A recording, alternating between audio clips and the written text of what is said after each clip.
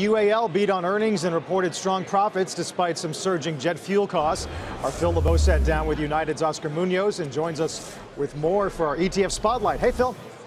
Hey, Carl. United leading the airlines higher. In fact, this is the best day United has had in nearly 2 years. It comes down to this when you look at shares of United. The reason it's moving higher, yes, they beat on the top and the bottom line, and they also raised their full year 2018 guidance by 25 cents a share. But they're also fairly optimistic about how they can control things like jet fuel costs. Now, this has been the big bugaboo for the airline stocks over the last 6 months. It is up 41% year over year. Having said that, Oscar Munoz told us that they're still not seeing any drop in demand. It is still there. It is still strong. Here's what he had to say this morning. We're seeing pretty robust demand. The Atlantic has been strong. Pacific, has been improving. Really, the domestic with our growth plan has been a big source of our growth. And I think the Latin America and some of the Mexico and Puerto Rico situations, a little bit, we'll fix them. Our team has proven that we can nimbly adjust.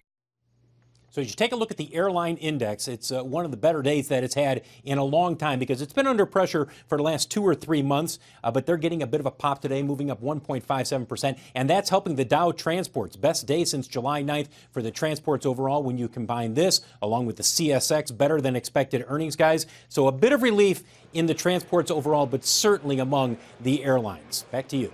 Yeah, Phil, it kind of feels like an echo of what Delta had the other day in that their capacity expectations are at the low end of what they once said, and that's adding to hope that maybe the airlines in general don't overbuild in terms of capacity.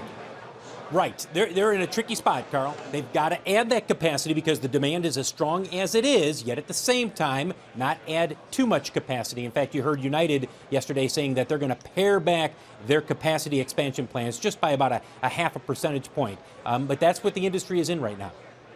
You know, it's fuel costs are rising. That hurts. Also, these trade tensions, I think, have affected the overall sentiment around the airlines. Phil, have you heard anything from the companies? Do you expect to hear more on the conference calls? Sarah, it's affected the perspective of investors that there is a concern that we could see this bleed into perhaps a drop in overall traffic, especially on international routes. But when we were at Farnborough and also when we heard from Delta as well as United, they're not seeing it yet. It's a concern that it could ultimately be manifest in terms of people not flying as much. They are not seeing it yet. Hey there, thanks for checking out CNBC on YouTube. Be sure to subscribe to stay up to date on all of the day's biggest stories. You can also click on any of the videos around me to watch the latest from CNBC. Thanks for watching.